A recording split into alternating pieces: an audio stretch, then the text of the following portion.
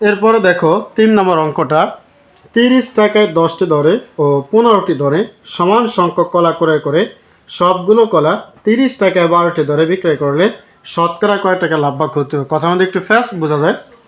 30 টাকায় 10টি কলা কিনছে, একটু একেবারে সহজ। 30 টাকায় 10টি দরে, দরে এখানে দরে মানে কলা কিনছে ধরো, মানে আমরা বিষয়টা এরকম, তোমরা যখন দোকানে যাইবা, যদি কয় হালি, যদি হয় যে যদি কয় হালি কলার হালি 50 টাকা, তাহলে তুমি যে কইতে পারো যে আমাকে যে 2 আলি দিবেন, 2 আলি টাকা আমি দিব আপনাকে কত, 80 টাকা দিব, এরকম। 2 আলি আপনি আমাকে অর্থাৎ 8টা কলা দিবেন আপনি 80 টাকা, এইরকম। ঠিক একইভাবে যেখানে আলি 50 টাকা, কিন্তু তুমি যা বলতেছো যে না আমি আপনার কাছে 2 আলি নেবো, অর্থাৎ 8টা আপনি আমাকে 8টা আপনি আমাকে কয় টাকা দিতে পারেন, 80 টাকায় দিতে পারেন। ঠিক একইভাবে এখানে কলা ধরছে তিনি 10টা, যে 10টা কলা আমাকে আপনি 30 টাকায় দেবেন। আচ্ছা বলো তো, 10টা কলা যদি 30 টাকায় নেয়, তাহলে একটি কলার দাম কয় টাকা করে পড়ছে? অবশ্যই 3 টাকা। তাহলে কত বুঝতে হবে, একেবারে সহজ। 15টি দরে সমান সমান কলা করে কিনছে, আবার এনে নিছে প্রথম তিনি 10টা কলা কিনছেন 30 টাকা দিয়ে। খেয়াল করো, 10টা কলা কিনছেন প্রথমে তিনি 30 টাকা দিয়ে, তো সেখানে একটা কলার দাম 3 টাকা পড়ছে। কিন্তু পরের দিন যখন আসলেন দোকানদারের কাছে, হয়তো তিনি 10টাই চাইছেন, কিন্তু দোকানদার বলছে না আপনি আর পারবেন না 10 টাকা, 10টা কলা 30টা নিতে, 15টা নিতে পারবেন। তো এরপরে তিনি কি করেন যে 15টা কলা কিনছেন 30 টাকা দিয়ে। বুঝছো বিষয়টা? তাহলে যেহেতু তিনি 15টা কলা কিনছেন 30 টাকা দিয়ে, তাহলে বলো তো এইবার একটা কলার দাম পড়ছে কয় টাকা? 2 টাকা করে। তাহলে প্রথম তিনি একটা কলা কিনছেন 3 টাকা করে, এরপরে তিনি একটা কলা কিনছেন 2 টাকা করে। তাহলে পরবর্তীতে কলার দাম তিনি আরও কম পাইছেন। সমান সংখ্যক কলা ক্রয় করে সবগুলো কলা, এখন এখানে 30টা আর এনে 15টা, মোট 25টা কলা। এই 25টি কলা তিনি ক্রয় করছেন।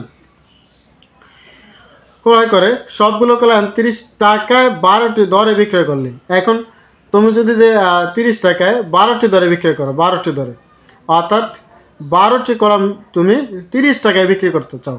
12টি দরে মানে 12টি ধরিয়া মানে 12টা কলা তুমি 30 টাকায় বিক্রি করতে চাও, তাহলে তোমার লাভ বা ক্ষতি কোনো কিছু হবে কিনা সেটা। তাহলে দেখো, আমরা প্রথমে অঙ্কটা খুব সহজ। তো আমরা লিখবো যে 10টি কলার ক্রয় মূল্য, 10টি কলার ক্রয় মূল্য হচ্ছে 30 টাকা। আমরা একটি কলার ক্রয় মূল্য বের করবো কত, 10টি কলার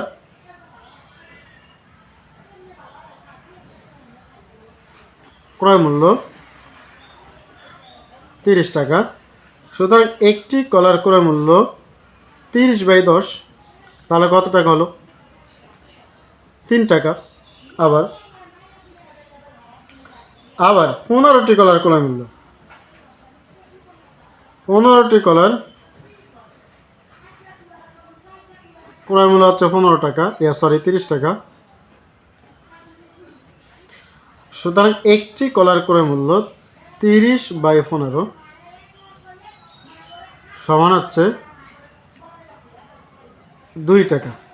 তাহলে এইখানে একটি কলার মূল্য 3 টাকা, এইখানে একটি কলার মূল্য কয় টাকা? 2 টাকা। তাহলে আমরা বের করব 2টি কলার দাম। সুতরাং 1+1 সমান 2টি কলার মূল্য হতে পাইছে কত?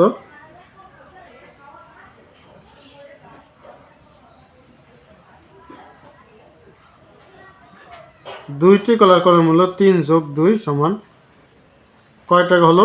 5 টাকা। বুঝছ? তাহলে 2টি কলার করে মূল্য কত? 5 টাকা। কেন 2টি কলার মূল্য বের করছি? কারণ এখানে বলছো সবগুলো কলা 30 টাকায় বিক্রি, 30 টাকা 12টি দরে বিক্রি করলে তুমি কয় টাকা শতকরা লাভ বা ক্ষতি হবে। তাহলে এখানে একটি কলা 3 টাকা, এখানে একটি কলা 3 টাকা, তাহলে 2টি কলার মূল্য আমরা পাইছি 5 টাকা। এখন বলো যে এখানে আমরা এটা পেয়েছি ক্রয় মূল্য 5 টাকা, এখন আমি 12টা কলা বিক্রি করুন 30 টাকায়, তাহলে এখানে আমার 12টি কলার বিক্রয় মূল্য কত হবে সেটা আমরা দেখব। বুঝছো? 12টি কলার বিক্রয় মূল্য কত সেটা আমরা এখন দেখব। তাহলে আমরা এই 12টি কলা বিক্রি করবো কয় টাকা দিয়ে? কয় টাকায়? 30 টাকায়। এখন আমরা লিখবো, এখন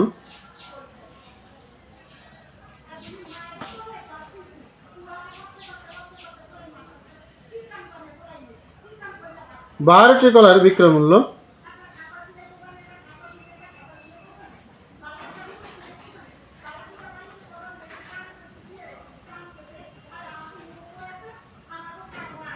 সুতরাং একটি কলার বিক্রয় মূল্য 30/12। এই যে সবগুলো কলা অর্থাৎ এই দুইটি কলা ক্রয় মূল্য দেখুন বিক্রয় মূল্য কত। যেহেতু তিনি দুইটি কলা কিনছেন 5 টাকা দিয়ে, খেয়াল করো, যেহেতু দুইটি কলা কিনছেন 5 টাকা দিয়ে, তার মানে দেখুন যে দুইটি কলা তিনি বিক্রি করছেন কয় টাকা, বিক্রি করছেন যে কয়টা আমরা দেখব। তাহলে 30 গুণ 2/12, তাহলে 6 দুগুণে 12, 5 দুগুণে 530, তাহলে 5 টাকা। তাহলে খেয়াল করো, তিনি দুইটি কলা কিনছেন 5 টাকা দিয়ে, আবার তিনি এই দুইটি কলা বিক্রি করছেনও 5 টাকা। দুইটি কলার দাম তিনি 5 টাকা করে বিক্রি করছেন। তাহলে এখানে ক্রয় মূল্য আর বিক্রয় মূল্য কি সমান। সুতরাং আমরা বলতে পারি সমান সংখ্যক কলার সমান সংখ্যক, মানে দুইটা সমান সংখ্যক কলার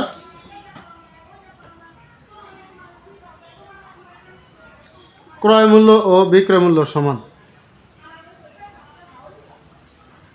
আচ্ছা, ক্রয় মূল্য ও বিক্রয় মূল্য যেহেতু সমান, তাহলে তো লাভ ক্ষতি কিছুই হয় না। তার শতকরা তুমি কীভাবে বের করবা? সুতরাং লাভ ক্ষতি কিছু হয় না, লাভ বা ক্ষতি কিছুই হয়নি। বাস, এটি হচ্ছে অ্যান্সার, তোমার লাভ বা ক্ষতি কিছু হয় না। আশা করি বুঝতে পেরেছো। অবশ্যই যদি এই ক্লাসটি ভালো লাগে তাহলে লাইক কমেন্ট শেয়ার করবো, এবং আর কোন অধ্যায়ের অঙ্ক চাও অবশ্যই কমেন্ট বক্সে জানিয়ে দেবো। ধন্যবাদ সকলকে।